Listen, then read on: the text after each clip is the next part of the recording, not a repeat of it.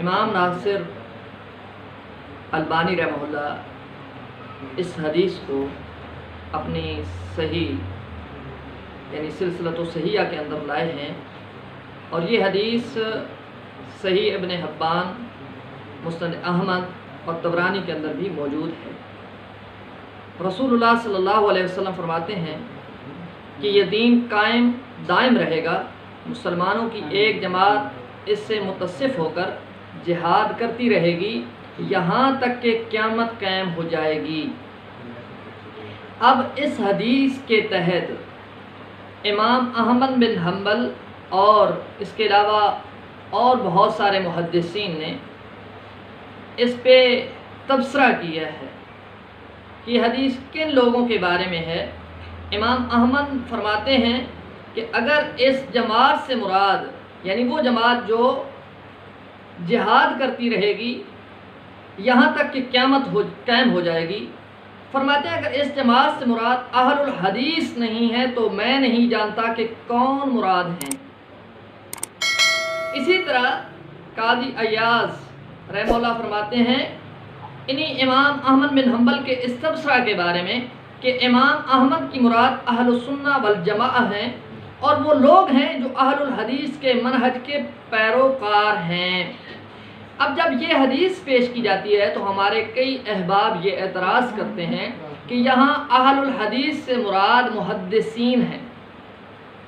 پہلی بات تو یہ ہے کہ اگر محدثین مان لیا جائے کہ اس سے مراد صرف محدثین ہیں تو سوال پیدا ہوتا ہے کہ اللہ کے رسول صلی اللہ علیہ وسلم فرماتے ہیں کہ مسلمانوں کی ایک جماعت اس سے متصف ہو کر جہاد کرتی رہے گی، کس سے؟ یعنی دین اسلام سے، اس دین سے یہاں تک کہ قیامت قائم ہو جائے گی۔ یعنی یہ جماعت شروع دن سے نبی صلی اللہ علیہ وسلم کے بعد صحابہ تھے، اس کے بعد تابعین، تبع تابعین، اس کے بعد یہ سلسلہ قیامت تک جاری رہنا ہے، لوگوں نے رہنا ہے۔ اگر یہ کہا جائے کہ اس سے مراد صرف محدثین ہیں تو سوال پیدا ہوتا ہے کہ کیا اس کے اندر تسلسل رہے گا؟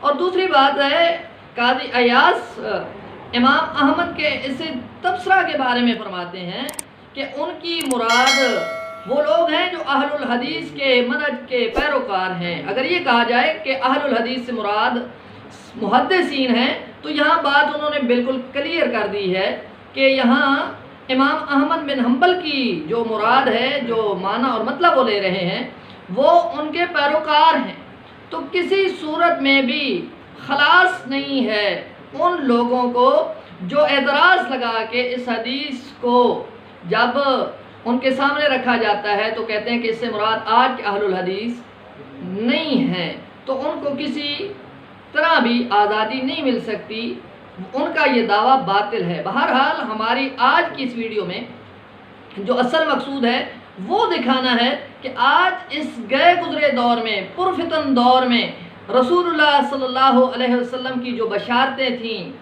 ان کے تحت آج فوج در فوج لوگ مسلک اہل الحدیث قبول کر رہے ہیں۔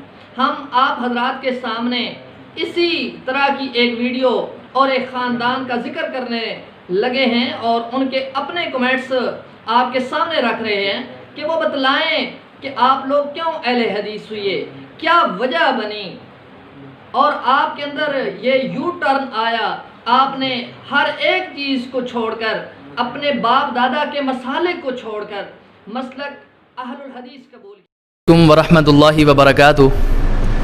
میں بھائیو حافظ صلاحت الرزام، آج کچھ اعلان یہ تھا کہ یہ ہمارے بھائی ہیں، کیا نام؟ بھائی محمد شوکت صاحب ہیں، یہ ہمارے پاس جامع مسجد الکوثر اہل حدیث گلبرگ ملت کالونی 2 کے اندر جمعہ پڑھتے ہیں۔ تو چند ماہ قبل ان کا اپنی بیوی سے کچھ تھوڑا سا تنازع ہو گیا، جھگڑا ہوا ہے، جس وجہ سے یہ خود اصل میں دیوبندی مسلک سے تعلق رکھتے تھے، تو ان کو کوئی پروپر جواب نہیں ملا۔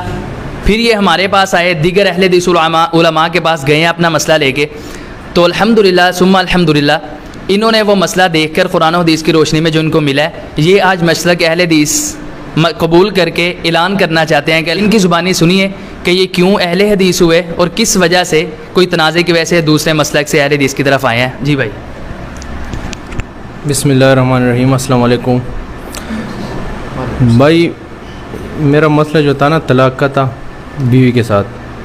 تو میں نے ایسے الفاظ یوز کیے تھے جیسے کہ وارننگ کے طور پہ ہوتے ہیں. جیسے کہ میں نے بولے تھے میں طلاق دے دوں گا، یعنی جیسے کہ ایک بندے کو بولے میں تجھے مار ڈالوں گا، وہ تو تانے میں یہ جائے کہ یہ نہیں بولے گا اس نے مجھے مار ڈالا.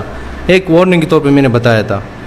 تو ادھر جو ہمارے دیوبندی بھائی تھے، میں خود بھی دیوبندی تھا، میرا سارا فیملی دیوبندی تھا، اس کے پاس ہم گئے تھے. ہم کافی لوگوں کے پاس گئے تھے دیوبند میں. تو مولوی صاحبوں نے بولا تھا کہ یہ روکا ہوا تھا اس لیے یہ مسئلہ کہ بھائی شاید کوئی گواہ پیش آئے، شاید کوئی گواہ مل جائے، شاید میں بات تھی. ٹھیک ہے. تو پھر میں آ گیا لاہور میں، حافظ صاحب سے ملا. حافظ صاحب سے جب مل گیا تو حافظ صاحب نے مجھے بتایا کہ میں چیلنج دیتا ہوں سب کو انشاءاللہ کہ یہ تمہارا طلاق نہیں ہوا ہے، اور آپ جس سے بھی چاہتے ہو فتویٰ آپ کو نہیں، فتویٰ نہیں دے گا. فتویٰ اور واقعی میں بھی گیا، 5 مفتیوں کے پاس گیا، اور میں نے اس ٹائم پہ آپ کو بات تو نہیں مانا، لیکن جب دیکھا ادھر گیا مفتیوں کے پاس تو آپ کو بات یاد آتا تھا. میں نہ یہ دیتا تھا کہ ہوئے یا نہ یہ دیتا کہ نہیں ہوئے، بس یہی بولتا کہ بھائی آپ جاؤ اور یہ فیصلہ ہم نہیں کر سکتے تھے، یہی بولتا تھا. تو الحمدللہ ابھی ہمارا گھر آباد ہو گیا، سب کو اس کا پتہ ہے. تو میں نے اہل حدیث میں اس لیے اعلان کیا کہ مجھے پتہ چل گیا کہ بھائی ہم اندھیرے میں تھے، ابھی ہم روشنی میں آ گئے. تو بس الحمدللہ ہمارے سارے میرے کزن بھی آ گئے، اور وہ لوگ تو پشاور میں، وہ بھی انشاءاللہ ویڈیو کریں گے. تو بس میں آپ لوگوں کو بڑا شکر گزار ہوں، آپ لوگوں کی وجہ سے ہمارا گھر بھی دوبارہ آباد ہو گیا. ورنہ وہ لوگ تو یہی چاہتے تھے کہ بھائی ہو جائے. وہ لوگ یہ جھگڑے میں تھے نا اہل حدیث اور دیوبند کے، یہ نہیں دیکھتے تھے کہ یار اس کا گھر کے مسئلہ ہے، بچوں کا مسئلہ ہے. یہ دیکھتے کہ بھائی ہم اہل حدیث والے بولتے کہ نہیں ہوئے تو نہیں ہوئے، تو ہم بولیں کہ نہیں ہوا ہے. یہ اس ضد تھا بیچ میں. یہ نہیں تھا مسئلہ کہ بھائی قرآن و حدیث کوئی بھی نہیں بتاتا تھا. جب اہل حدیث کے پاس میں آیا تو اس لوگوں نے الحمدللہ مجھے پراپر جواب دیا، اور نہیں ہوا تھا. اس نے چیلنج کیا تھا سب کو، اور اس حافظ صاحب نے بھی چیلنج کیا تھا سب کو. اور میں نے اس ٹائم پہ تو نہیں مانا تھا، لیکن جب میں نے دیکھا نا 5 مفتیوں کے پاس گیا میں، تو 5 نے مجھے فتویٰ نہیں دیا، تو مجھے پھر میں آ کے میں نے اہل حدیث میں اعلان کیا. ماشاء اللہ جی. یہ ہمارے ثاقب صاحب ہیں جو آرمی کے ادھر دفتر میں ہوتے ہیں. یہ ساتھ ہمارے بزرگ ہیں شاہ زمان صاحب، یہ ہمارے مسجد کے متولی خادم جن کے پاس سارا ہولڈ ہے، نجم الحسن خان صاحب ہیں. تو ان کے سامنے انہوں نے اعلان کیا ہے. اللہ رب العزت سے دعا ہے، سارے فیملی نے کیا ماشاء اللہ. ان کے ابو بھی ہمارے پاس جمعہ پڑھتے ہیں، سب نے اعلان کیا ہے. آپ سے درخواست ہے اور اللہ سے دعا ہے، آپ بھی دعا کریں، اللہ ان کو استقامت عطا فرمائے، اور اللہ اس کے بدلے ان کے جنت کے راستے آسان فرمائے.